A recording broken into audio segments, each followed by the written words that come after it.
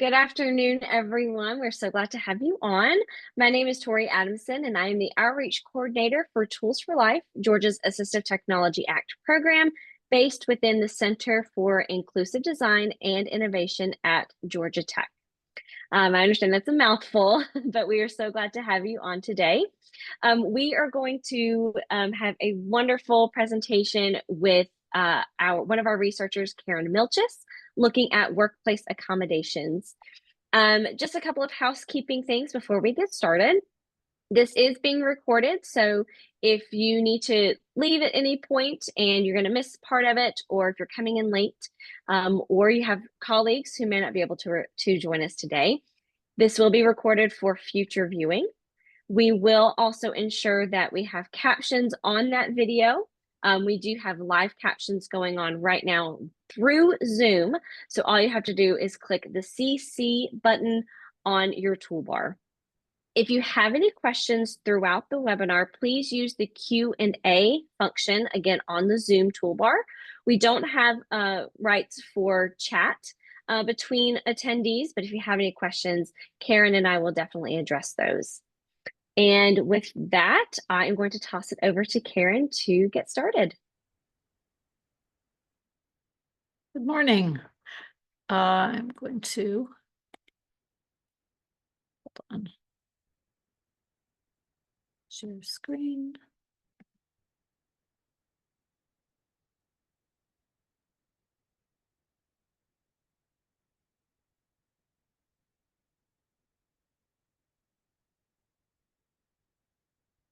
Okay, hopefully that came up.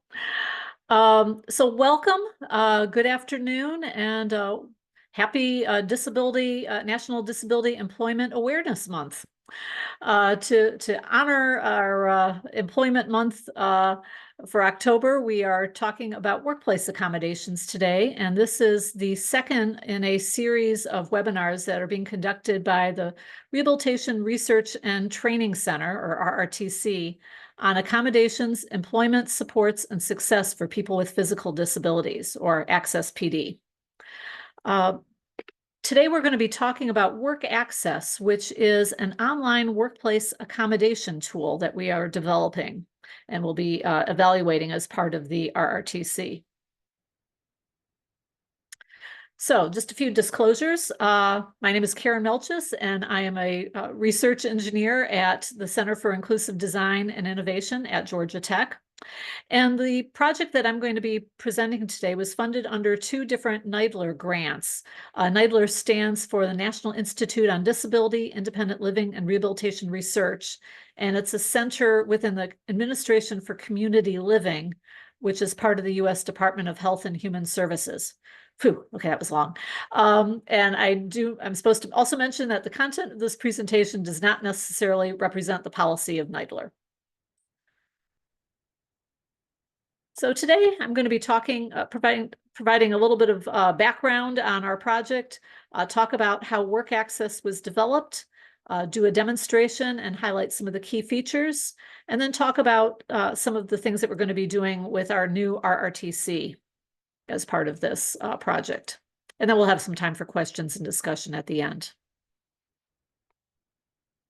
So by the end of this session, you should be able to describe 3 scenarios in which Work Access might be used, identify 3 things that make Work Access unique compared to other accommodation tools, and describe the steps that are being used to evaluate Work Access.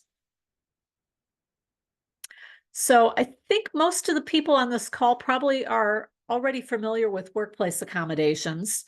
But if you're not, workplace accommodations are strategies, environmental modifications, or assistive technology that help a person perform a job task that they otherwise might not be able to perform or perform as effectively. And this can cover a lot of things. I mentioned strategies that could include something like a flexible schedule, environmental modifications. I have a picture here of a person using a wheelchair ramp, but it could also involve something like task lighting. Or assistive technology. I have some pictures here of a magnifier, a trackball, and a large button phone, but it could also include something like a voice input computer system. So wide range of things that can be covered under workplace accommodations. Now, why are we focused on accommodations? Well, in some of our previous research, we found that 75% of the people that were participating said that they could not perform all of their job duties without accommodations. And Marini and his colleagues, in their study on voc rehab services for people with spinal cord injuries, found that AT services had one of the highest correlations for positive employment outcomes. So it can make a big difference, both in terms of how a person is able to perform their job, but also feeling included as part of the workplace, job satisfaction, all sorts of things. So it can make a big difference. Unfortunately, people aren't always getting the accommodations that they need. And one reason for that might be from something else that our research found. When we asked who had been involved in their accommodation decisions, 27% only said voc rehab. Another 20% said OTs, SLPs, AT service providers. But everyone else seemed to be doing it pretty much on their own. We had a lot of employees that were the only ones involved.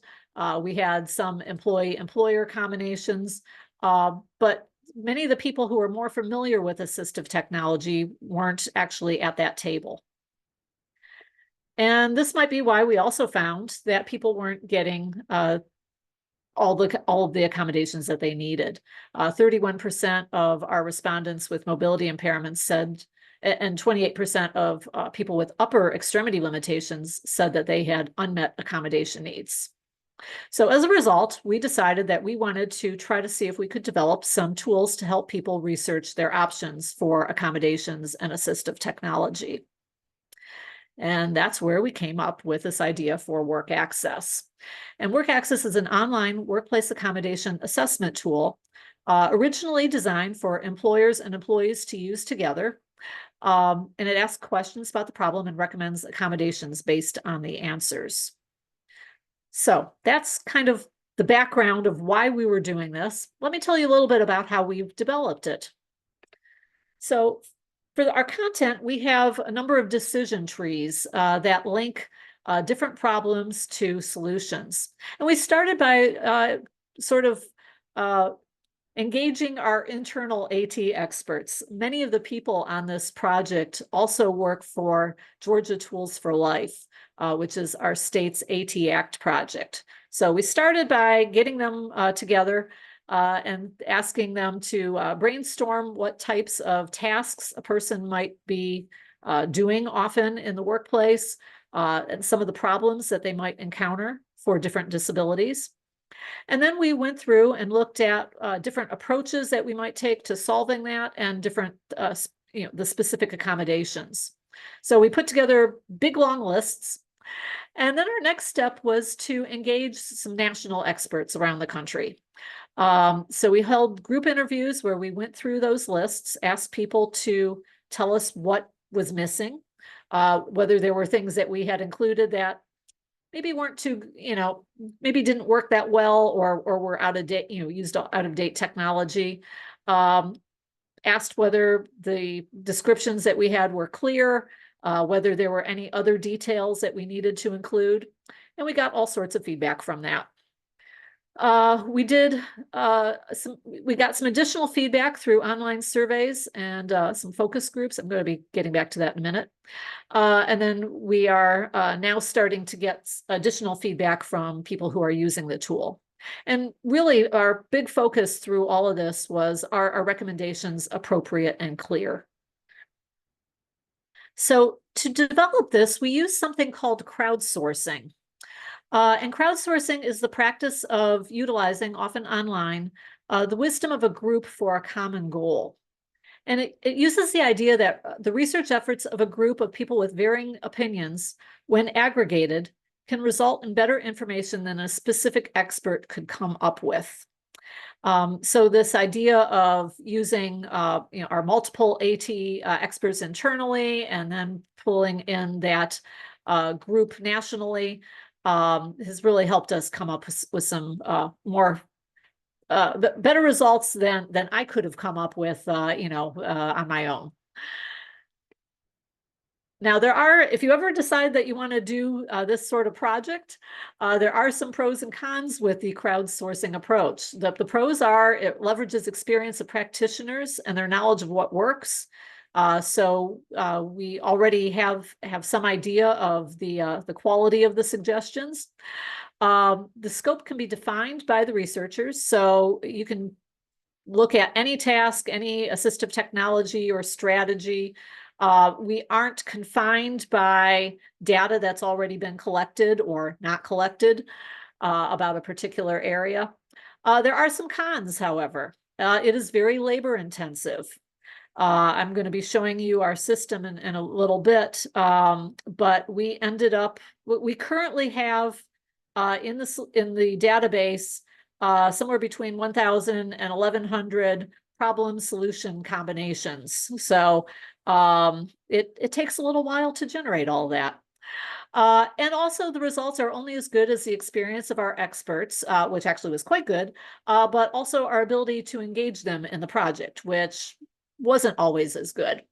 And more specifically, we were doing really well through our group interviews, and then we got to a step where we wanted to take our decision trees, send it back out to the group, and see if our final version, passed the test. If people thought that everything was clear and appropriate, and we had a lot of trouble trying to recruit people for those surveys. To the point where we decided that we were going to just sort of move on, do some additional focus groups, and also rely on getting feedback from our tool users a little bit more. So that was one of the challenges that we ran into. We are doing some usability studies with this tool as well.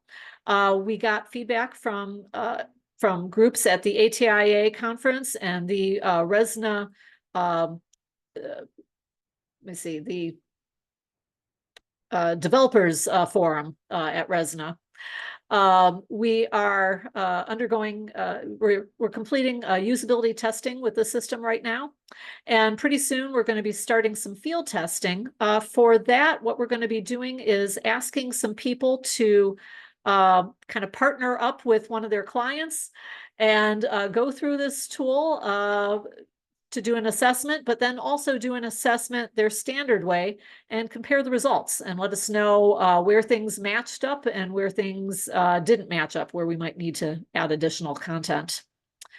And we're also going to be getting additional feedback from tool users. And in terms of the interface and programming, what we're really interested in is the tool accessible and is it easy to use? So we went through all of that and we came up with a prototype. And I first want to start out by talking a little bit about some of the things that our national experts said. There were several themes that emerged, and we used a lot of this information in designing the tool. One comment was that we really do need to look at the entire accommodation situation. And this is something that we're still trying to figure out how to implement in some areas. It came up particularly related to workstation accessibility. And that's one reason why when you do look at the tool right now, we are still working on that area a little bit more. We have some things that have been developed, but what we ran into is people would talk about how you can make one adjustment, but then it impacts all these other adjustments. So trying to figure out a good way of wording that.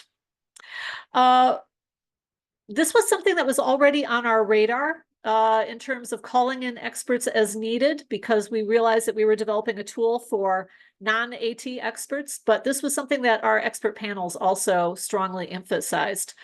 There are situations when an accommodation may be very expensive, or it might have medical implications, or might be particularly complicated.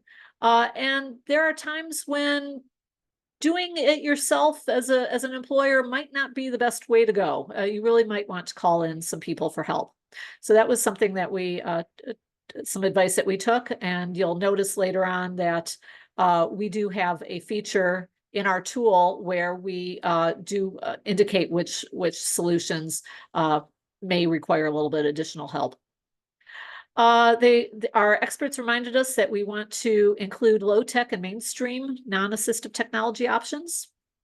Also that accommodation needs may change throughout the day. So perhaps we don't want to recommend just one, best fit accommodation. We might want to give people several options that they can alternate between.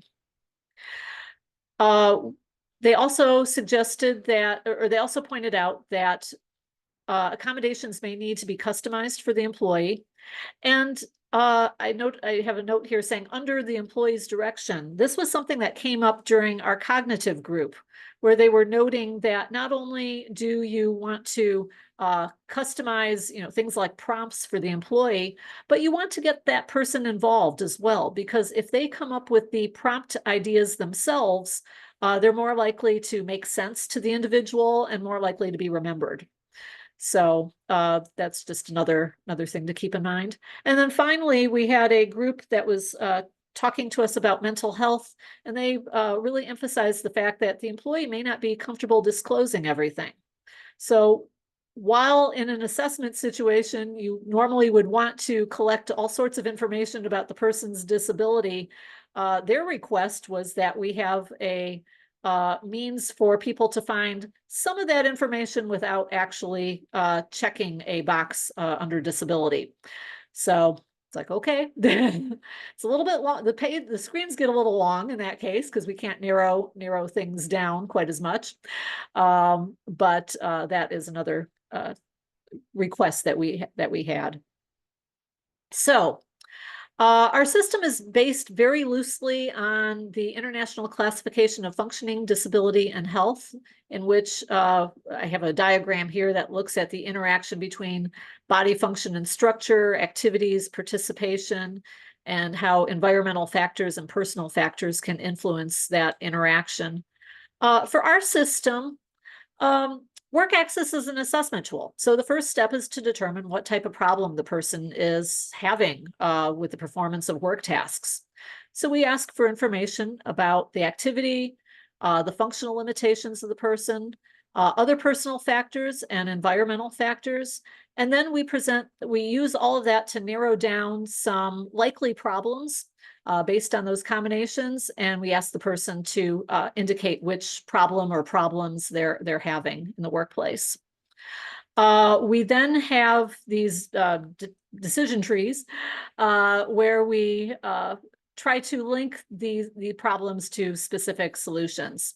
And these solutions can include policy changes, assistive technology, environmental modifications, strategies, universal features. So that gets at some of that comment about wanting to include both assistive tech, higher tech assistive technology, but also some of these low tech solutions. This is one thing that's a little bit unique. There are a number of things out there called, assessment instruments that will go through and collect information about a person to try to identify the problem. There are very few that will go on and then try to make recommendations about what might be used. And many of those tools that are out there focus specifically on assistive technology. They don't get into some of those lower tech options. Our system lists all possible matches. That was partly in response to the comment about people possibly changing accommodations throughout the day, but also because we realized that there were going to be some personal and environmental factors that we weren't asking about. And we wanted people to be able to figure out which one seemed to match their particular situation best. We also don't list specific products. We list product types and features. And this was done specifically because products come and go. Things become out of date very quickly. So what we do instead is we link to some external sites for more information about products, and we keep ours a little bit more generic. Also, for additional information, we have links to, in some cases, articles or videos that describe different accommodations. Many of those links we're in the process of adding right now. And we also have some resources to help with implementation. So, and our intent is that that the result would be a system that consistently identifies the same problems and solutions as would be identified by an accommodation expert.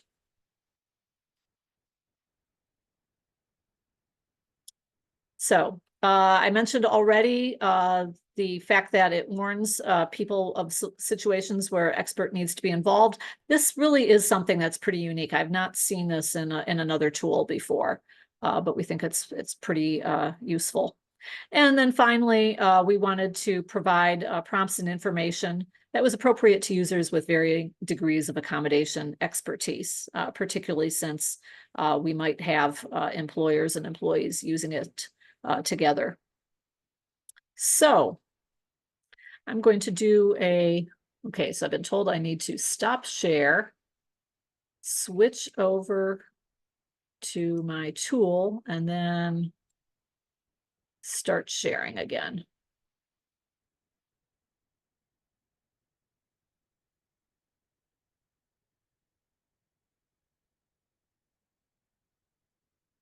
Tori, is that visible? Yes, it is. Okay. So this is our work access site. We have, I should mention, we do have a best practices page with some tips on how to use the tool. But for today, I'm going to start a new assessment. Now, I'm hoping that within the next week or two, this is not the first screen that you're going to see. We are in the process of trying to make some repairs to our login process. So normally you would get a login screen that you would go through, and that way the system would be able to track your assessments. We also will have a consent form that you need to go through so that we can do some studies on how well this system works. So that will be there hopefully, like I said, in the next week or two. But today we don't have to bother with the login, so makes it a little easier for me. So the first thing that you get is trying to get some initial information about what type of activities you're trying to perform. So for purposes of today, I'm going to use my old favorite demo of staying on a person who's having some difficulty with staying on task and with time management.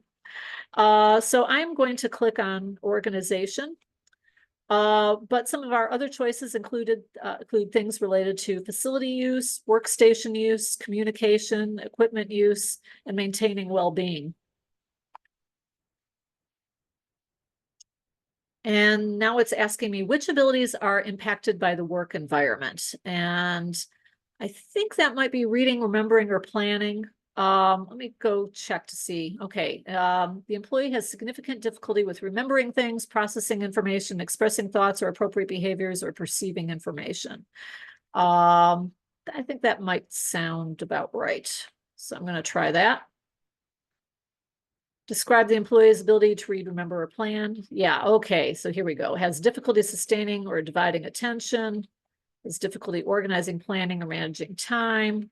And I'm going to throw in his difficulty reading or writing also. Okay. So now I want a little bit more information about the job activity or activities that I want to pursue. So it says, earlier you said you want to explore tasks related to organization. Which tasks present a difficulty? And I'm going to check planning the workday and staying on task. And what are my specific problems with planning the workday? Well, I'm having trouble with time management, getting things done on time. as Tori can attest with when I submitted this PowerPoint to her. Anyway, there's some other things that I could have picked, included remembering appointments or meetings. We have a separating or balancing work and home activities when teleworking that mysteriously got added while we were all teleworking during COVID, and also using standard time management systems. I'm going to continue on and also check difficulty remaining focused on task. Now, next, the system's going to ask me for some more details about myself and the work environment. So first of all, we have a couple questions here where we say to complete the task, the employee prefers a low-tech or a strategy-based solution, a computer-based solution, or a mobile phone-based solution. And you can pick yes to all of those or no preference. We put this in not because we think there are very many people out there who really, really want to use a computer as part of their solution, but rather because we realize that there might be some people who don't. So there might be people who are not comfortable with computer or phone technology, or maybe they have no problem using their phone, but their employer doesn't really want them to. So you can usually get some exceptions made in terms of phone use in the workplace, but maybe we want to start out by seeing what options are available that don't involve a phone or some type of, some sort of app. For today's demo, I'm going to just leave it at no preference. I'm going to skip over that one, but we ask for a little bit about communication situations. And next, it's going to ask me about my work area. So some of my choices include also used by customers. So if you are in a public space where you need to make sure that you're also following the rules of the ADA Title III, it will provide some additional information about that. The person might have multiple work areas and therefore things need to be portable, might be in a noisy environment. This is important because if you are using a system that is voice controlled or is providing auditory feedback, might not work quite as well if you have a very noisy environment. Open office setting, also possibly noisy. Also, you have privacy issues. A shared work area where others are using the same space or equipment, or in a leased building, which can be important if you are making a facility modification. I mean, if you're and you're making a change that will be difficult to revert back to its original state, such as moving a wall or something like that. You will need permission before proceeding. And there might be other options that would be a little bit easier in those situations. So for today, I'm going to say that we're in a noisy environment and it's also a shared work area. So after all that, it is coming up with some different approaches that I might take. So first of all, for difficulty with time management, some of the things that it's suggesting are that I might assign priority levels to tasks, avoid sensory distractions, block out time for completing the task, not just start times, break down complex work tasks into smaller tasks, provide an alert before assignments are due, and record work tasks and when they are due as they are assigned. So I'm going to just try this bottom one. And some of the specific solutions that it comes up with include using a to-do list homework planner app, uploading to-do list items, using a printed task list, using a portable or reusable to-do list, or using a stationary task border lists. And this portable one, for example, really they're talking about using, possibly a laminated schedule. So you can check off tasks as they're completed, erase, and then erase it and reuse it the next day. So if you have someone that is going through a repeated list of activities each day. Let's see. Let's say I wanted to avoid sensory distractions, blocking out sound distractions, moving to a quiet work area, blocking out visual distractions, With sound distractions, that might include something like using head-canceling headphones, music or white noise to block out the distracting noises. For this one and the last one, you'll see that expert help not really needed. We do have some comments here, though. Make sure that these solutions are compatible with the tasks the worker is doing. For example, do not create safety issues by blocking out warning noises. So just some things to keep in mind. I also had some information about staying on task, avoiding sensory distractions again, changing tasks during the workday, channeling excess energy without distracting others, following a schedule, providing a checklist of tasks or task steps, providing extra short breaks to refocus, self-monitoring work. I'm going to try a checklist of tasks, and I'm going to see what this app thing is. That's actually not the one I was looking for. Hold on. Providing an alert. That might be it. Okay, so we have some different information. One of the things that that we do point out here is mobile phones, such as mobile devices such as phones, can create distractions and may not be allowed at work except as in accommodations.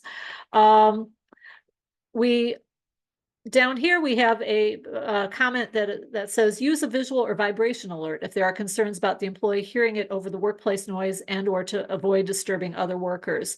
This is a comment that is added in specifically because I earlier on checked that the environment was noisy and things like that. So in this case, we also have a link for more information for some product information. And in this case, we did have something come up about with an expert. It says, expert might be helpful if the accommodation is new and the employee needs to learn how to use the technology. So might not be needed if the person's been using it for a while, but if it is something that new, we might want to get them a little bit of assistance. I also want to check out another one that I had. Whoops, went back too far. Another one that I had here, channel excess energy without distracting others. So I'm going to check out this sit on an exercycle while working. So it's telling me I can use an exercycle under the workstation to pedal while working. I can click on this and we are slowly adding to, and it's slowly loading. Come on, computer. We're starting a glossary with some words that people might not be as familiar with. So right here, exercycle is a stationary bike used for exercise. So I have an error here. Which I've left in on purpose now because it works well for demos. But we have a little comment here, display of shared workstation. So if a person is, I had checked shared workstation earlier. In this case, it says this solution might work best when the employee has a private workstation. Coworkers might be tempted to move bulky equipment and not reset it. And in this case, expert might be helpful because to address the ergonomics of this workstation change. So some different information. In this case, I'm going to add this to my favorites. And so let's say I am now done going through exploring different solutions. I can go up here now to user profile, and this is the part that is only partly working at the moment until we get our login functioning again. But I can go to previous assessments. It will only show previous assessments for that session. So if I had done another search, it would have been showing that as well. And it will be providing more information about the person once we put that login back.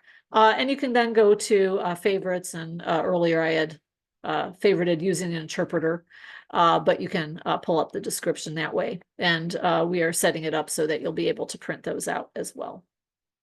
Some additional things up here under resources. We do have some information to help you implement the solutions that you come up with. So we have Find Experts, so pointing people to the AT Act projects and Jan, Resna, finding funding, so things like past plans, business tax credits, and then some other accommodation resources, which include more information about finding, information about AT, where can you go to try or borrow assistive tech, what are your legal rights, and then finally we provide some job boards that are focused on hiring people with disabilities. So that is a very quick overview of some of the things that are in Work Access. So I'm going to go back to my PowerPoint now.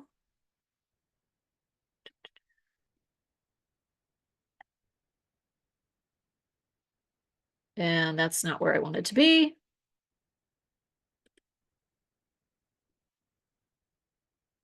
Sorry. Oh, that's the wrong one. That's why. Ha. Let me try this again.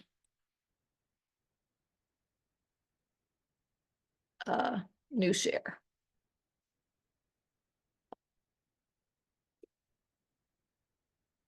Okay. And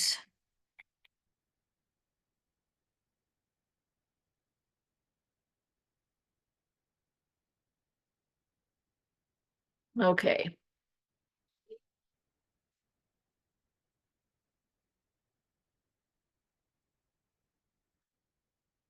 So I sort of highlighted this as we were going through, but our system does have two ways that it refines some of these solutions, some of these recommendations. And this, again, is something that seems to be pretty unique to our system. Sometimes we will look at other factors, person factors or environmental factors, and eliminate an option. Other times we will change the description as I showed you. So some of the examples of the person factors that we look at are secondary difficulties, such as if a person has problems with attention and hard of hearing.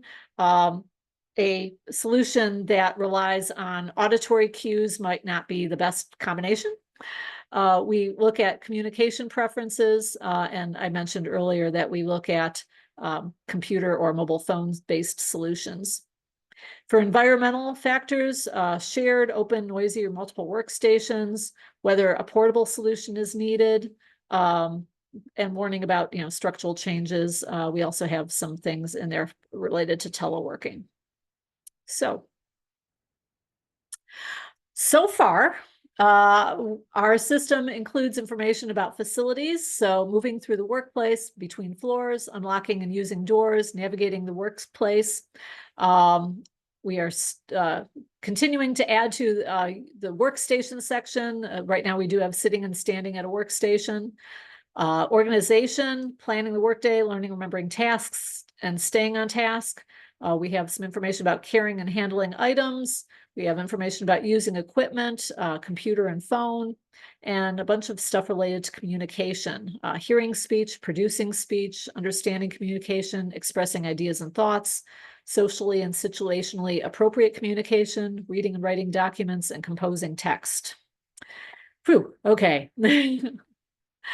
We are in the process of also adding additional information about using restrooms, using break rooms, because we realize that it's not just the immediate work area that needs to be accessible, but the whole workplace. We've added some information about controlling stress and anxiety, and a lot of our focus up to now has been on office-based tasks or tasks that cross over into a number of different job settings. We have some additional activities that we're in the process of adding related to retail jobs, specifically locating items, labeling items, and handling money. We are very interested in knowing what other jobs or job tasks you would like to see in the system. So please feel free to add some comments into the Q&A about that. Or otherwise, I'm going to present a email at the very end of this presentation, and you can contact us if you think of something afterward. And the afterward might be a good option, because this next slide might involve a quiz question. Anyway, so with all of this said, how can this system really be used? Well, it can be used at different points in a person's employment, lifespan, I guess. It can be used by a new employee who needs new accommodations. It could be used by an existing employee who has accommodations, but perhaps their abilities or work tasks have changed, and we're now looking at how those accommodations might need to be modified. Or there might be technology changes, and you're wondering if there are better options available. Originally, this was designed for an employer and employee to use together to choose options. But we recognize that it might also be used by an accommodation expert for suggestions. Perhaps they have some ideas of what accommodations, and they just want another source to kind of check to see if they if there were any other approaches that they missed. And then finally, you could have a situation where an employee and possibly the employer use it to prepare for a meeting with the accommodation expert. So perhaps they go through this tool first to see what sorts of options might be out there. And that way, when they come to meet with you, they'll have a better idea of what they want to discuss. With that in mind, we get into this new project that we have with the RRTC. But first, I want to mention that we do have this tool available. It is changing, but we do have free access in exchange for beta tester feedback. You'll notice that we had some feedback links on the different pages, so that as people found things that needed to be changed, they could instantly go in and let us know. But once we do have our login working, we will be asking people to complete a follow-up survey about their experiences. If you have questions about the tool, or would like to possibly participate in some of our usability testing or field testing, we have an email here where you can contact us for more information. And I'll present that again at the end of this presentation. But I wanted to talk about this new project that we have as part of the RRTC, and that is, although we've developed this for employers and employees, would this tool be helpful for VR counselors? So I want to just say a few things about our RRTC, first of all. This is, like I said, the Rehabilitation Research and Training Center on Accommodations, Employment, Supports, and Success for People with Physical Disabilities. And our goal for the RRTC is that people with physical disabilities, voc rehab counselors, and employers will have increased knowledge about workplace accommodation options and options for types of employment that will result in fewer unmet needs for accommodations, better accommodation outcomes, and improved employment outcomes.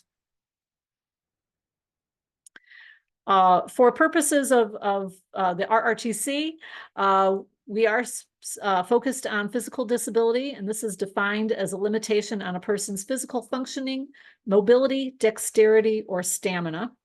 A person might also have a sensory or cognitive limitation or neurodiversity, but those would be secondary conditions. And examples of disabilities that kind of fall under this category would include arthritis, cerebral palsy, multiple sclerosis, carpal tunnel, low back pain, those sorts of things. So for our work access study, what we want to our goal is that by using work access, we'll expand the capacity of VR counselors to provide more effective accommodation services for their clients. And we want to measure that. So we want to find out, how do VR counselors use work access? And then what we're going to ultimately be doing is a study in which we have some VR counselors and their clients use work access to determine accommodations, and another set of VR counselors and their clients who just determine accommodations the usual way. And we're going to compare them. And our hypothesis is that the counselors who use work access will, their clients will have fewer unmet accommodation needs, improved workplace performance, and improved employment outcomes. But we'll find out. That's something that we're going to be working on over the next couple of years. And you'll be hearing more about that as we move through the project.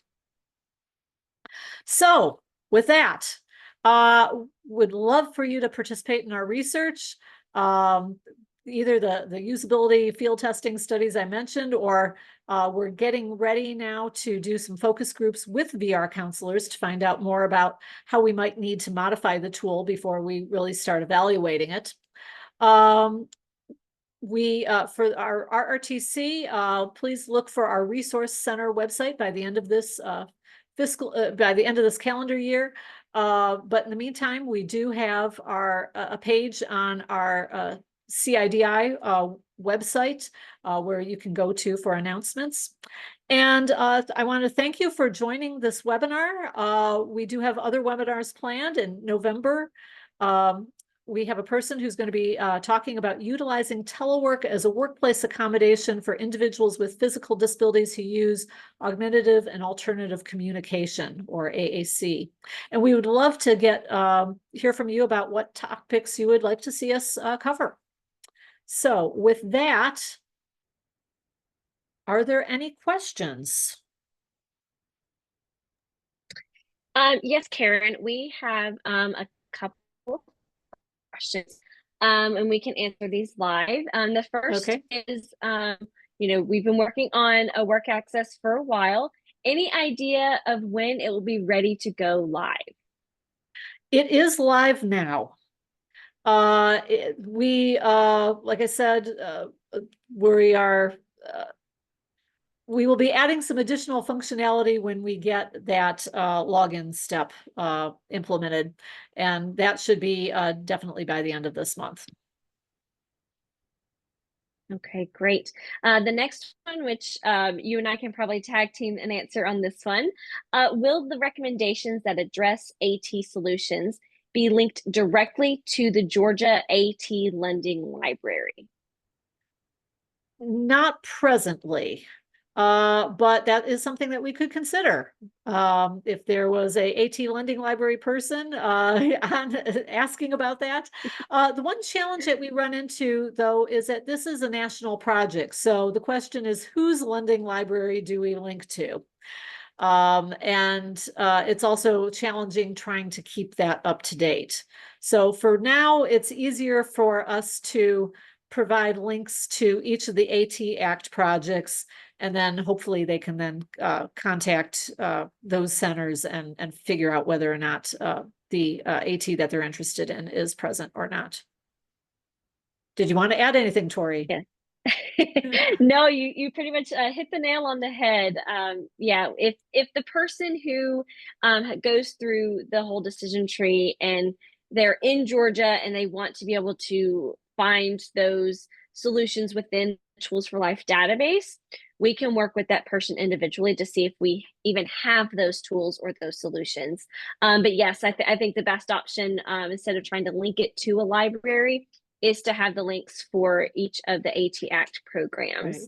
Right. Because again, our library inventory is always changing. We're always adding new equipment. We're always making sure that things are up to date. Maybe there are some solutions that are now considered obsolete.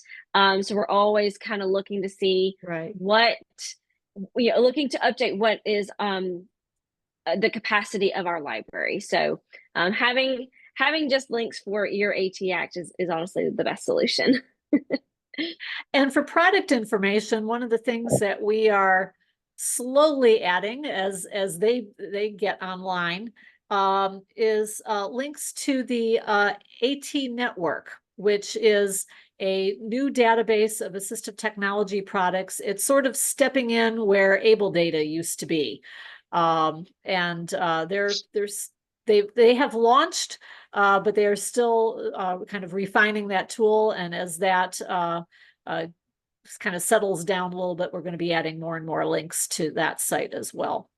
So from there, you'll be able to find out, well, where can I purchase some of these, things that are being mentioned. So, any other questions? No other questions have come through, and we've got about 9 to 10 minutes left in our hour. Oh, wait, we had one more just come through. Can you please provide a link to the new AT database? We can actually, Karen, you and I can work on getting that link sent out to everyone who participated today. That would probably be the best route, because I could try to paste something into the Q&A, yes. but yeah, let's do that as part of the follow-up. Absolutely, yes. As part of the follow-up for today's webinar, I will be sending out an email with the slides, because that's always a question, if people can have access to the slides that we present. It'll have that. It'll have links for different websites and resources, including the new AT database. We can definitely include that. And the work access email as well. Yes, and work access. So definitely be on the lookout for those links. And I don't see any other questions that have come in. So Karen, are you ready to wrap up, or is there anything else you want to share? I think I am ready to wrap up. So I will let you give it the spiel here. Sure. Again, thank you everyone who participated today. We're so excited to share this tool with you. We do value your feedback. So we do have a link on the screen right now, as well as a QR code for you to go to take our feedback survey. This link will also be included in the email that I send out with all of the other links and resources. But if you want to very quickly take a picture of the QR code with your phone, with your smartphone, you can go ahead and take that survey now. But after we get that helps us in catering and getting different webinars together, seeing what you want to see, and getting this information out to you. I think that's all that we have, but just as a reminder, this was recorded, so it will be available on our website within the next couple of weeks. Again, that link will be sent out to everyone as well, in case you came in late or you had to leave early. We want to make sure that everyone was able to view the webinar in its entirety. And with that, I think we will end. So thank you again so much to everyone who joined us today. Thank you. Happy National Disability Employment Awareness Month, and we hope to see you next month for our continuing webinar series. Thank you.